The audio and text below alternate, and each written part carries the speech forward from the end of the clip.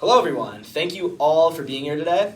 Our team is here to consult your choice for which bank you want to invest in. Now, before we jump in, let us introduce ourselves. My name is Michael, I'll be facilitating our discussion today, and with me is Freddie, Sid, Brandon, and Tadeo. Okay, so the big question. You've all been looking for equitable institutions to invest in, and you've narrowed it down to two banks, US Bancorp and Banco Santander. Although both banks have a variety of practices that promote financial inclusion, we're going to cover 4 important practices that we find most significant for meeting the SDG 10 goals. Microloans, financing CDFIs, financial education, and fintech. We're going to walk you through each of these categories and see how Bancorp and Santander's inclusion practices compare.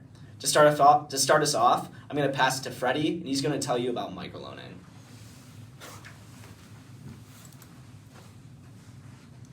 A financial inclusion practice that both Banco Santander and US Bancorp practice is the giving out of microloans. This is the process of loaning out small lump sums of money to needy customers to fund business practices. These loans are meant to give customers access to the financial services offered by the bank. A good way of measuring how well a company is doing with microloans is to look at the number of individuals and businesses helped out with these loans, as well as the amount of money given out in the loans. At Banco Santander, there are many ways for small businesses to obtain microloans. These can be found in various programs that the bank has to offer. For example, Santander offers the Prospera program, which is available in Uruguay and in Brazil, which is designed to offer loans and insurance to small businesses, as well as guide them into paying loans back. The program is currently working on expanding its efforts from the 99 branches that it currently operating to around 130 branches in the 2 countries combined. Additionally, Banco Santander partners with fintech companies like Mexican-based Espesos, or e-pesos, whose goal is to give customers access to funds without the need of a bank account. Most impressively, Banco Santander has helped over 4.9 million people in the world in the year 2020, as well as given 469 million euros to these companies globally. Additionally, of those 4.9 million people, 1.1 million are from Latin America, with about half of the money going to those areas as well. At US Bancorp, the main goal is to increase financial access to minority communities. More specifically, their access commitment program attempts to fund Black-owned businesses started by females with their pledge of $25 million for the year 2020. Additionally, since the COVID-19 pandemic, US Bank has made it easier for companies to get small business loans and has offered relief payments for debts on select loans of up to 3 months. With all of this in mind, however, it is quite obvious that Banco Santander has far more to offer when it comes to microfinancing than US Bancorp does. CDFIs are an important tool in reaching underbanked populations. They exist to provide 100% of their resources to help deliver responsible, affordable, and lending to help low-income, low-wealth, and other disadvantaged people. In fact, 84% of all CDFI customers are low-income individuals, and at least 60% are people of color. CDFIs are also important because they provide financial guidance for small businesses and individuals through easy access and use platforms and reputed mentors. To measure the impact of CDFIs on individuals, we have established metrics. These metrics are the number of individuals who are underbanked, number of people of color business owners that have received investments from CDFIs, and number of women business owners helped. Financing CDFIs at Santander. Santander has lent over $35 million to 5 CDFIs since 2019 and awarded multi-year grants to at least 13 CDFIs. They've lent $8 million to Grameen, who have helped 142,000 women entrepreneurs, and they've awarded a multi-year grant to CFF, Community First Fund.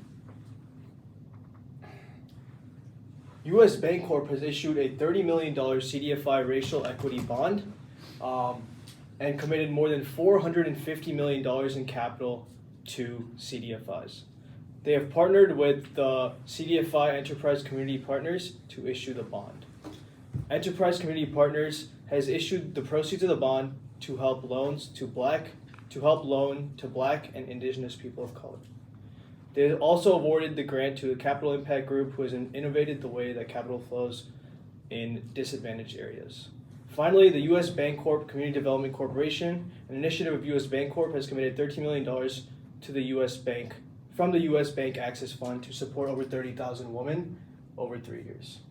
So we recommend the U.S. Bancorp for their CDFI practices. Although both banks have met our metrics well, we believe that U.S. Bancorp has the better CDFI practices just because of the comparable amount of capital that they have committed to CDFIs over Santander. CDFI's operations revolve around having capital, so committing more money to CDFIs ensure that operations will run smoothly. Also, at least 73% of CDFIs reported that they have hyper demand and increased amount of capital would help them expand and hire more employees to keep up with the demand.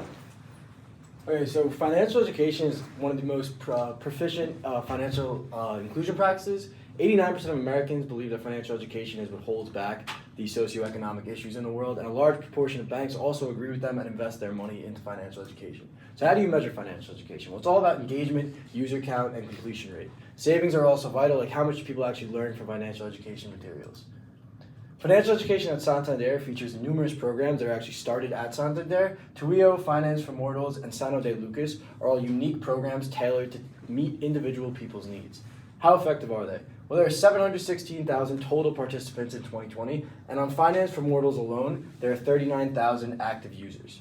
In fact, Santander has also issued 1,300 educational sessions at schools, NGOs, and other institutions. U.S. Bancorp, on the other hand, believes in partnering with organizations to teach financial education and implement their financial literacy skills. From educational modules on their website that teach people how to navigate their own mortgages and different forms of loans, to different operations such as Goal Setter that teach families how to budget and use other methods to keep their budgets in track. There are 250,000 active Goal Setter users, and families on Goal Setter save on average $120 per month. Students have completed over 1 million educational modules through U.S. Bancorp, and since 1992, the Operation Hope has empowered over 4 million people. What are the costs? Well, Santander has given up 5,700 working hours of their employees, whereas U.S. Bancorp has given up 13,000 hours of their employees. Santander has allocated $2.9 million US dollars, whereas U.S. Bancorp has allocated $4.7 million US dollars. And Santander actually is able to make money on their program Tadeo, which delivers individual and tailored financial education to people all across the world. As you see here, it's intimate and it's actually quite tailored to your own needs. U.S. Bancorp, on the other hand, produces educational modules time and time again to try and teach people financial literacy. So why Santander? It's personal, impactful, and it's extensive. Here is Tadeo's guiding principles, which are all about the customer, all about the person who they're trying to help. Here are some of the independent initiatives that they've done, such as prison visits and low-income neighborhood visits to actually teach financial literacy to people. Okay, so moving on to our last and final financial inclusion practice, we have fintech and mobile banking. Fintech complements economic growth and financial development for underprivileged populations. Mobile banking has decreased the world's unbanked population by roughly 35%. This is especially prevalent in underprivileged countries like Ghana, where previously, before mobile banking, only 1% of their population had access to formal banking services. However, after the introduction of mobile banking, that number went up to 90%. So how do we measure the impacts of mobile banking? The main metric that we're going to use is the number of people who now have access to financial services, as the whole premise of mobile banking is making it the most accessible form of banking. So mobile banking at Santander, they have their super digital department, which is their mobile banking app, operating mostly in Latin America. They registered 272,000 new users in 2019, and they plan to reach 5 million users by 2023 and 10 million users in the long run. So as you can see in this graph, Banco Santander's digital customers have tripled in the past 5 years, showing the room for growth and the already sustained growth that they've been experiencing. Mobile banking at U.S. Bancorp, they have the #1 ranked banking app in the U.S. They have advanced features such as allowing users to apply for mortgage digitally. Furthermore, they also invest in VC firms specializing in fintech. This allows them to further improve their app using the information that they get from these firms. So why is Santander the better option in fintech? This is mainly because they have superior room for growth in mobile banking, as the populations that they serve are more likely to be unbanked or underbanked and looking for something to subsidize that need. And also these populations right now don't have a huge access to internet or smartphones, but they will very soon.